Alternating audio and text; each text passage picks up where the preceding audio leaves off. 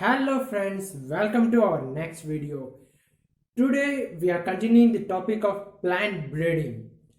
In today's class we shall learn another important aspect among the plant breeding introduction part, that is the centers of origin.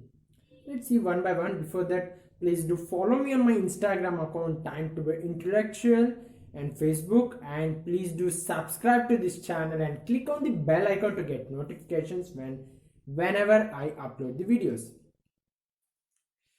Okay, the centers of origin, it's one of the interesting topic. See, before 18th century or from the ancient times, they thought that the plants, the cultivated species, the plant species they are cultivating is a God's gift. They said God has given us this, so we are doing this. But during the period of 18th century, they started questioning. Actually, the revolution took place from the 18th century itself, from the period of Darwin and all. At the same time, they started questioning where does this plant came from. Every plant should have origin, because we humans take birth and we have our ancient origins and all. They say that we came from apes. Similar way, the plant should also have some origin, or the place from where this plant should have come. Such questions started asking at that time, and there were work by many scientists took place at that period. Let's see one by one. Centers of origin. Darwin, one of the important person, he considered that cultivated plants arose by profound modifications in the wild species. That is very well known now, but at that time that sentence means a lot to them. So thus the modifications in the plant species, just he gave a simple definition. Next comes the another important scientist, that is Alphonse de Candolle. In the year 1863, he is a Swiss botanist. He was the first scientist to attempt to solve this mystery of origins. In his book The Origin of Cultivated Plants, he mentioned about 247 plant species, and he made lots of studies in many plants. Based on his studies, he made a classification of these origin of species and he classified them. The classification as follows: plants originated 4000 years ago, plants originated 2000 years ago, plants originated less than 4000 years ago, plants originated between 4000 to 2000 years ago, plant originated before Columbus, next the plant originated after Columbus. These are the classifications made by Alphonse de Candolle. Just have a glance at it, don't try to buy at it. Now let's see more about this. Okay friends, N.I. Vavilov. N.I. Vavilov is a very important and a great scientist who has contributed a lot to the centers of origin concept. Actually, the concept of centers of origin was proposed by himself. That is the centers of origin, and he made lot of studies. He made studies on vast collection of plants, many collection of plants at the Institute of Plant Industry, Lemingard.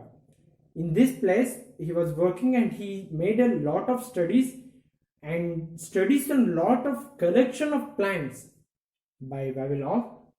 And the concept what he developed is the primary centers of origin, secondary centers of origin and all. What is the primary centers of origin? That is, a crop plants evolved from wild species. Now we know that it has been evolved from wild species in the area showing a great diversity of that plant. See, every plant has its wild species, and wild species will show lot of diversity in certain area, in certain place, and that place we call them as the primary center of origin of that crop plant.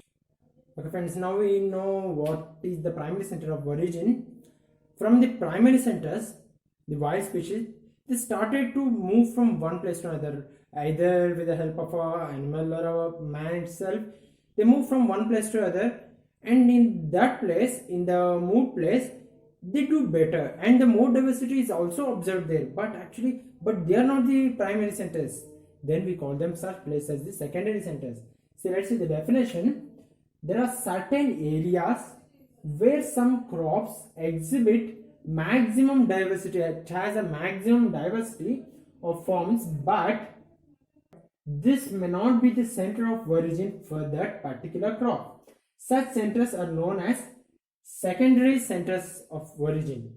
This is the definition. The best example is the sorghum. Its primary center is Africa and the secondary center is India. Vavilov. N.I. Vavilov originally proposed 8 main centers of origin. He proposed 8 main centers of origin, and they are China, Hindustan, Central Asia, Asia Minor, Mediterranean, Abyssinia, Central America, and South America. These are the 8 centers. Let's see one by one. Now let's see the centers of origin one by one. At the very first, the China center.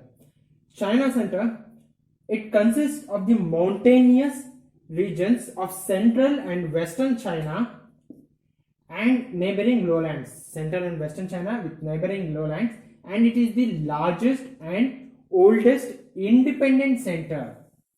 It is the largest and oldest independent center, and the primary center of origin for the many crops such as soya bean, radish, proso millet, opium, brassica, onion.